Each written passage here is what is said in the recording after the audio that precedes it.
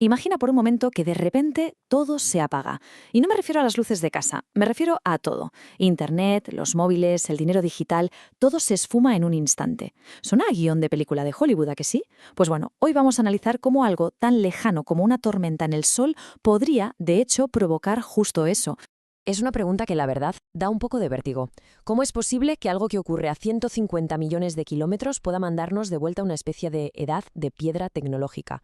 Pues la respuesta corta y la que asusta es que sí, podría. Y vamos a ver exactamente por qué. A ver, para que quede claro que esto no es ninguna teoría loca ni ciencia ficción, tenemos que viajar al pasado. No a un futuro distópico, sino a un año muy concreto, 1859, el año en que ocurrió el llamado Evento Carrington. Fijaos en esta cronología porque es clave. En 1859, la tecnología más avanzada era el telégrafo. Y bueno, se frieron unos cuantos. No fue el fin del mundo. Pero avanzamos a 1989. Una tormenta mucho más débil dejó a oscuras a toda una región de Canadá en minuto y medio. Y ya en 2022, una tormenta considerada menor fue capaz de derribar 40 satélites recién lanzados. El patrón es clarísimo, ¿verdad? Cuanto más avanza nuestra tecnología, más vulnerables nos volvemos. Hay que imaginarse la escena de 1859. Los operadores de telégrafo, alucinando, desconectaban las baterías de sus máquinas y los aparatos seguían funcionando solos, escupiendo mensajes. Aquello no era magia, claro, era la propia energía de la tormenta solar la que corría por los cables. Ese era el nivel de potencia del que estamos hablando. Vale, entendemos que es potente. Pero ¿cómo a narices funciona esto? ¿Cómo puede el Sol lanzar un ataque así? Vamos a desgranar un poco la ciencia que hay detrás.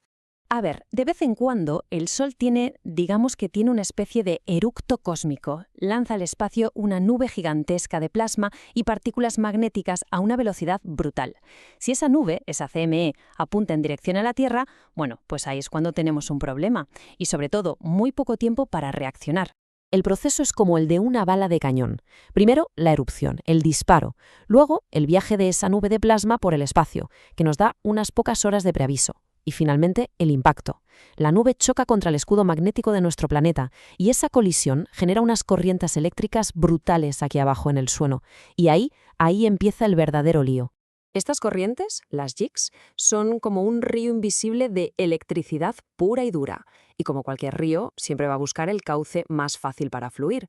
¿Y cuál es el camino más fácil y largo que hemos construido por todo el planeta? Exacto.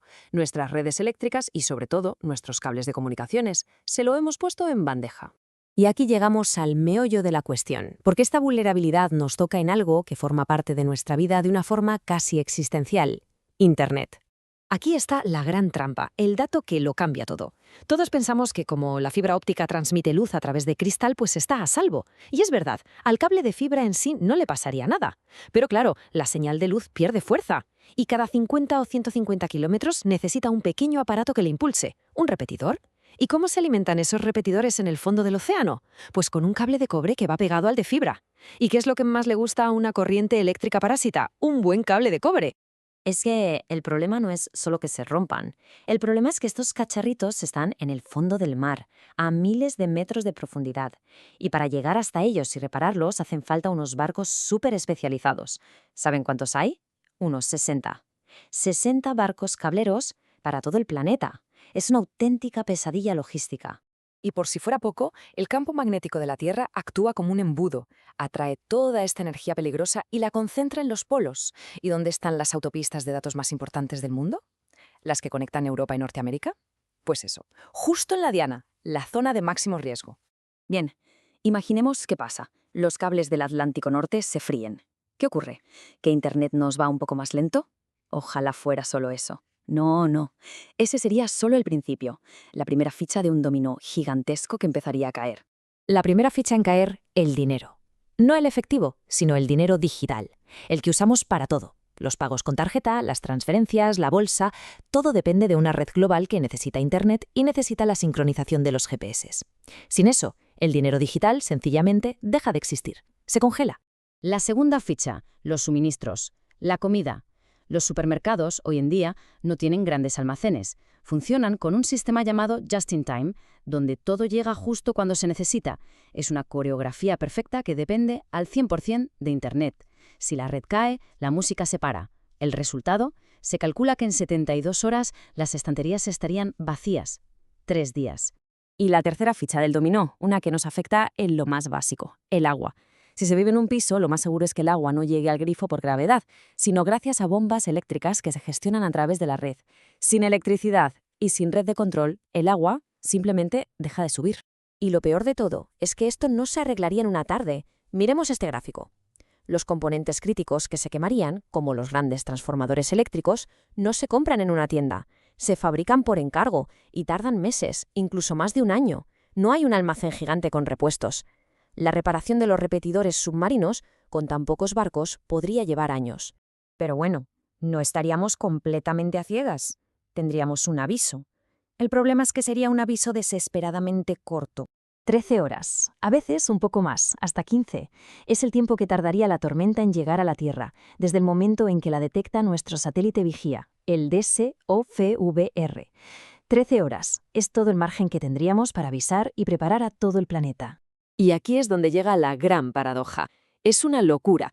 La única manera de salvar nuestra infraestructura de una fritura masiva es apagarla nosotros mismos.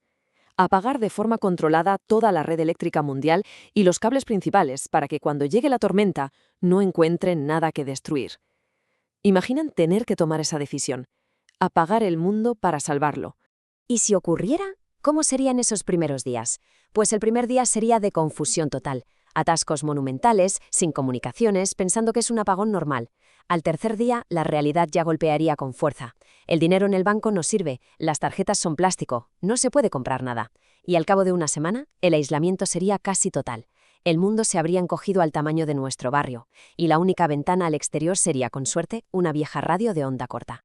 Hemos levantado una civilización que es una auténtica maravilla tecnológica, pero es un gigante con pies de barro, o para ser más precisos, un gigante cuyos nervios son frágiles hilos de cobre en el fondo del océano. La pregunta, por tanto, no es si una tormenta sí volverá a golpearnos, porque lo hará. La pregunta es ¿cuándo? Y sobre todo, si estamos ni remotamente preparados para cuando eso ocurra.